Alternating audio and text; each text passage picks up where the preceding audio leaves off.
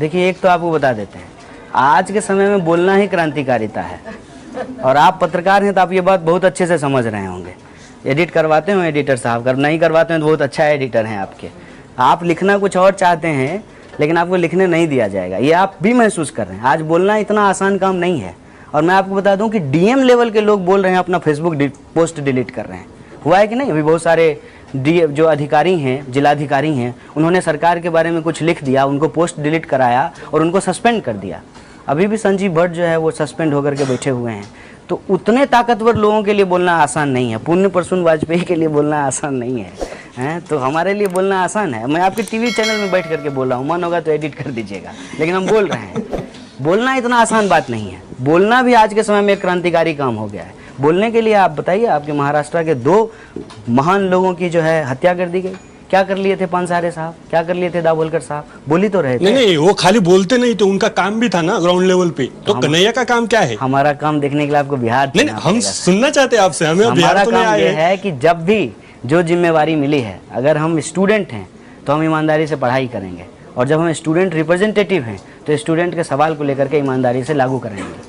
बतौर प्रेसिडेंट जब हमको स्टूडेंट ने जिम्मेवारी दी तो हमने अलग अलग चीज़ों को लागू कराया, और उसके साथ साथ जो भी सवाल स्टूडेंट के आते थे, जब हम प्रेसिडेंट हुआ करते थे, तो जैसे मैं कहता हूँ कि उस दिन मैं वहाँ मौजूद नहीं था। मैं इसलिए मौजूद नहीं था कि रात को 3 बजे तक स्टूडेंट के फ़ोन आते हैं।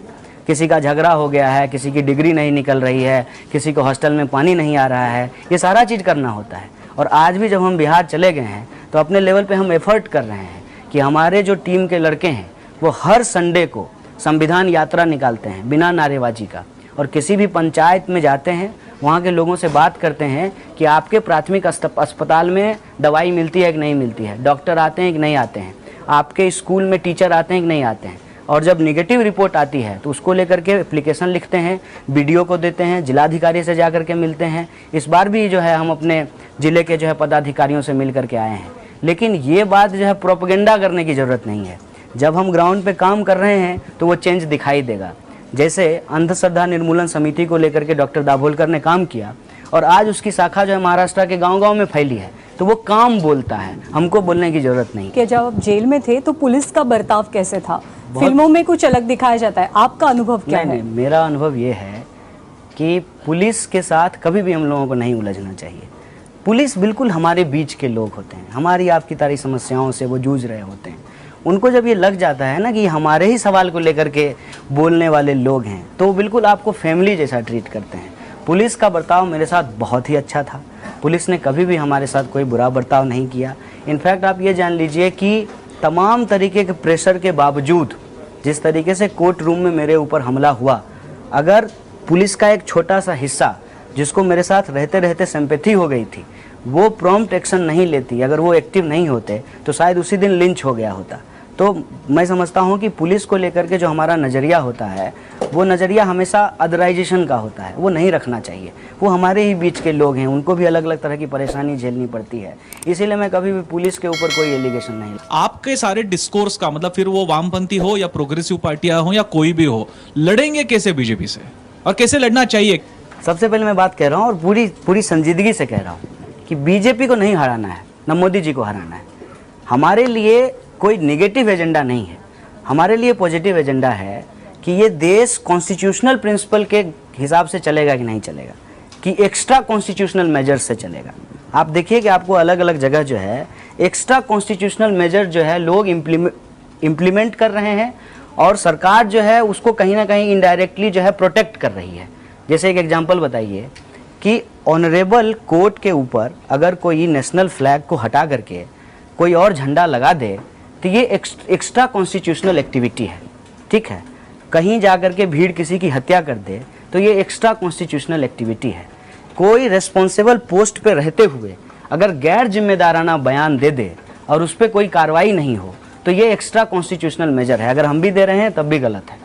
अभी केरल में बाढ़ आई और एक सांसद ने कहा कि बीफ खाने की वजह से बाढ़ आ गई। आरबीआई के डायरेक्टर कह रहे हैं कि सबरी वाला मंदिर इसलिए डूब गया क्योंकि महिलाएं उसमें घुस गईं। ये सब जब बोला जा रहा है तो हम समझते हैं कि आज संविधान और उसके मूल्य खतरे में है। किसी को हराने से ज़्यादा इसको बचाना मेरा प्राइम टास्क है और ये विचारधारा के झंझट, मैं आपको लेफ्ट राइट नहीं करवा रहा हूँ। हम संविधान के दायरे में इस देश के विकास को आगे बढ़ाएंगे कि नहीं बढ़ाएंगे, ये सवाल है। और इस एजेंडे पे बिना जो है लेफ्ट सेंटर दायां बायां किए हुए वो सारे लोग जो इसमें इंटरेस्टेड हैं, they should come together to protect it. क्योंकि अगर ये नहीं होगा तो हम ये देखे हैं कि डेमोक्रेटिक नेशन भी ऑथोरिटेरियन स्टेट में कन्वर्ट हो जाता है। हिटलर से पहले जर्मनी में भी डेमोक्रेसी थी। भाजप ज्या पद्धतीने काम करतं त्याच पद्धतीने सीपीआय करत नाही का? ऐसा- करतं ना, त्याच पद्धतीने करतं. नहीं, ऐसा कैसे होगा? सिंगूर आणि याचं उदाहरण, हाँ? सिंगूर आणि नंदीग्राम तो हार गई ना सीपीआई, सीपीआई हार गई ना, तर ते संविधानाच्या विरोधातच होतं ना. तो हारेगा ना। मैं यही कह रहा हूँ कि कोई भी हो, पॉलिटिकल पार्टी कोई भी हो, यदि वो गैर संवैधानिक काम करे तो उसको सत्ता पे बने रहने का अधिकार नहीं है। इसमें कोई दिक्कत है? नहीं दिक्कत है ना। तो ये संविधान के अनुरूप काम नहीं कर रहे हैं तो इनको भी सत्ता पे नहीं होना चाहिए, हम यही कह रहे हैं। अगर सीपीआई ने भी कभी ऐसा काम किया तो जनता ने उसको सत्ता से बाहर किया ना।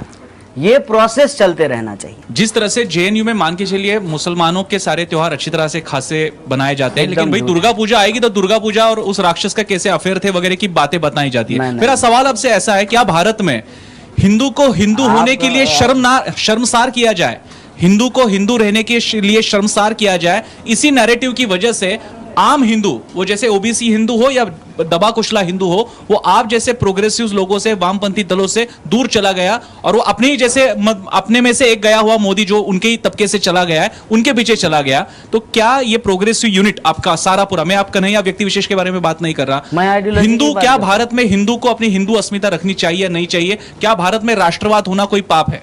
देखिए, एक बात मैं आपको कह देता हूँ, आपका पूरा सवाल जो है एक झूठ पे आधारित है। जेएनयू में हर तरह का त्यौहार मनाया जाता है, दुर्गा पूजा भी मनाया जाता है, ईद भी मनाया जाता है, ईस्टर भी होता है और सब लोग अपने अपने तरीके से मनाते हैं। इसके साथ साथ एक एकेडमिक डिस्कोर्स भी है, क्योंकि यूनिवर्सिटी का मतलब होता है क्रिटिकल अंडरस्टैंडिंग को डेवलप करना। कुछ चीज़ अगर हो रहा है तो उस पर क्रिटिकली अपना एक व्यू लोग रख सकते हैं, जो कि एकेडमिक है, रिलीजियस नहीं है। रिलीजियस चीज़ों को, उस एक्टिविटी को, त्यौहार को, लोगों की भावना को और श्रद्धा को अलग रखना चाहिए, और जो एकेडमिक डिस्कोर्स है उसको अलग रखना चाहिए। अगर एकेडमिक डिस्कोर्स क्रिटिकली होना बंद हो जाए तो उसका क्या नतीजा होगा? कॉपरनिकस ने बोला था कि जो है पृथ्वी सूरज का चक्कर लगाती है, और वो जो है बाइबल के हिसाब से गलत था, तो उसको फांसी पे चढ़ा दिया गया। आज हम इतना दूर तक यदि पहुँचे हैं, विज्ञान का विकास हुआ है, तो वो क्रिटिकल अंडरस्टैंडिंग से हुआ है, सवाल पूछने से हुआ है, रेशनैलिटी से हुआ है। उसको डेवलप करने का काम यूनिवर्सिटी का है, उसको आप मिक्स मत कीजिए।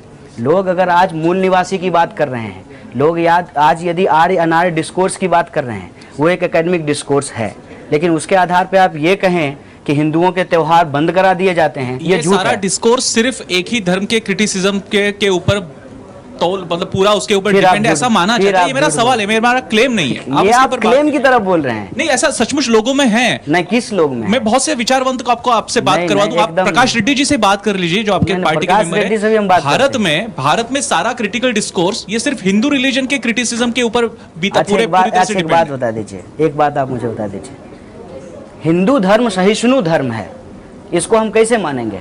इस सवाल का जवाब हमको दे दीजिए। सही बात है, आज जिस तरह की चीजें हो रही है नहीं बता सकते। नहीं, एक बात मुझे बताइए, हिंदू धर्म सहिष्णु धर्म क्यों है?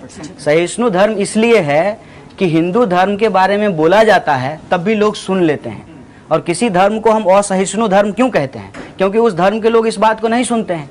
आप ही ये बात समझिए ना, ये तो हमारी खूबसूरती है ना, कि हमको लोग गाली भी देता है तो हम सुन लेते हैं।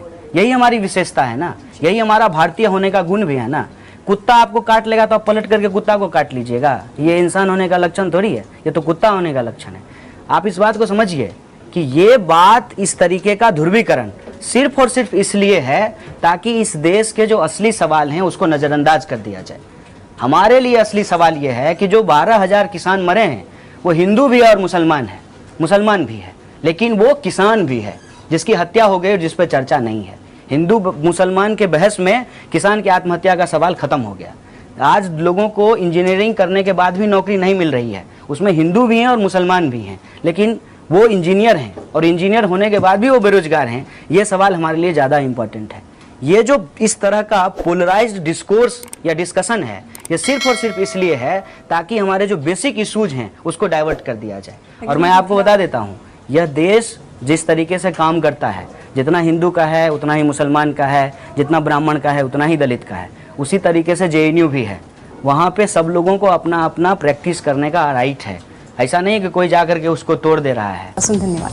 कभी कैमरा के बिना भी डिस्कोर्स कीजिएगा। बहुत बहुत धन्यवाद।